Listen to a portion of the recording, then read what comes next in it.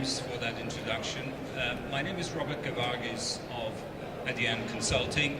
We are a group of independent energy consultants, and myself, I've been in this business since the 80s, and therefore I have seen topics, issues of interest, technologies, people attitudes come and go in a cyclical way.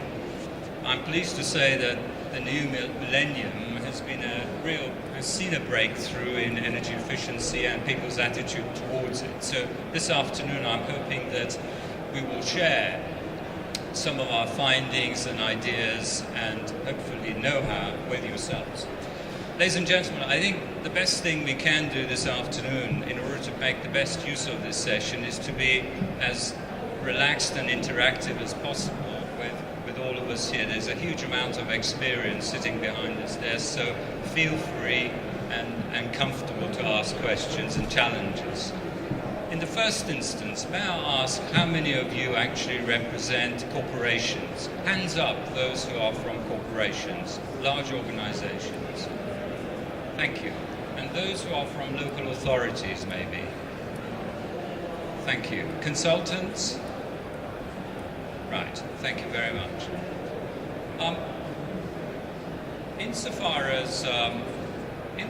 as my presentation is concerned this afternoon, I'm going to basically talk about the sort of research we've carried out with some large organizations in the education sector, and rather than me give you hypothesis and theory, I'm going to actually speak to you about some of our findings.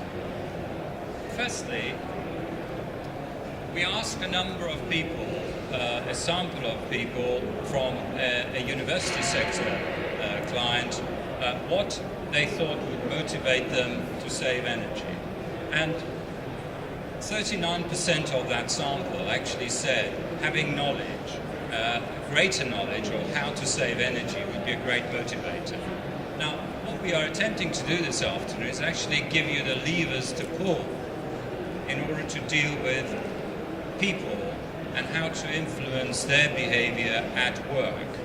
So in order to do that, what I'm proposing to yourselves is that your message is actually competing seriously with a huge number of other messages that are coming from different parts of the business, whether it's health and safety, whether it's facilities management, whether it's financial cuts, doesn't matter. The people you are actually trying to address, they are receiving and they are the recipients of a whole series of messages. Therefore, our message has to be well rounded, it has to be motivational, and also be fine. It has to actually produce some results for them ultimately. So as you can see, greater knowledge, key element of motivation. Better support infrastructure, that is, if you're trying to tell them to do something, can you support them to achieve that end result? Because if there is no support, then they won't do it. And particularly if you come from organizations with facilities departments, etc., that means they are a major stakeholder in what you're trying to achieve. Some people said that perhaps monetary rewards would be quite good, that it would motivate them to take action, to change their behavior. But as you can see, that's not the top element of this result. It's in fact in the middle.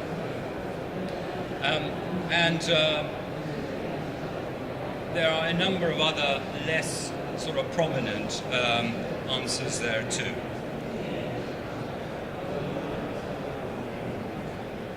When we ask them some more detailed questions, again you can see there's a large element of the sample that says they could be influenced by their colleagues. So this is peer pressure, in fact.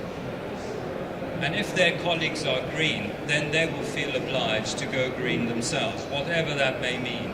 In this case, we were looking at energy efficiency. In James's case, he was referring to recycling and rubbish. Green groups within the organization, or even green groups outside with whom they may interact, they could, in fact, ultimately influence their behavior too. And this is where people like Friends of the Earth and the like can become quite important in the overall scheme of things. In this case, a department head, some of you have come from organizations and local authorities, etc. A departmental head can also influence people's behavior by providing support, etc. So management also play a role in this. And then moving on, the higher up the management, it seems that less important their influence becomes. But they are important at the very top level in order to give the commitment from top down. How am I doing for time? Thank you. Now, if you remember, my very early slide said that having information was good. And this is reiterating that information on how to save energy or how to save waste is important. But I'll put it to you, ladies and gentlemen, information needs to be tailor-made for that specific reason. Because if you give them generic information, like saving is good, I can assure you it won't work. It won't work because that sort of message is coming from all over. It's not specific enough to, in fact, motivate that person to get up and do something different. Therefore, I put it to you that in order to encourage your colleagues, or your staff, or the people at home to take positive action, you yourselves need to be absolutely certain about what it is you are wanting them to do. So you can be as specific as you can, providing your idea is workable, of course, and practical. Then you need to get that information across to them in a very unsophisticated way, something that they don't have to struggle in order to understand. Remember, those of us who are technical, we will be speaking to non-technical people the majority of the time. So talking about the third law of thermodynamics isn't going to actually take you anywhere.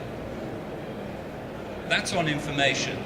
The other important issue is, in fact, to give feedback on how that piece of information and the action that it resulted in, what sort of an impact it had on the status quo.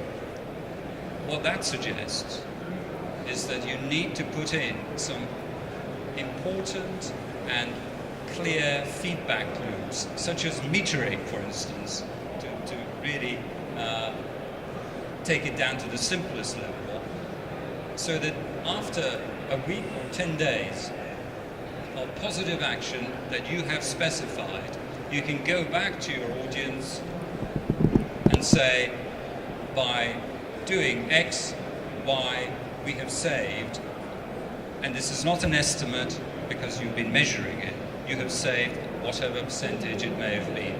Or, as we have found in the past, you can still go back, and if you haven't saved anything, you could say, actually, we didn't save anything, and be equally truthful about it, because that still is a success. Not from a savings point of view, but it's a success from you persuading people to take action, which is something you might be struggling with at the moment. So success isn't just about saving. Success in this case is also about persuading people to do something different from the norm. As you can see, there are other issues here as well. For instance, training people, policy issues, etc., that are equally important. Now, I suggest this is equally important as motivating people, in that what do they think will prevent them from taking action? Because that's the flip side of the coin.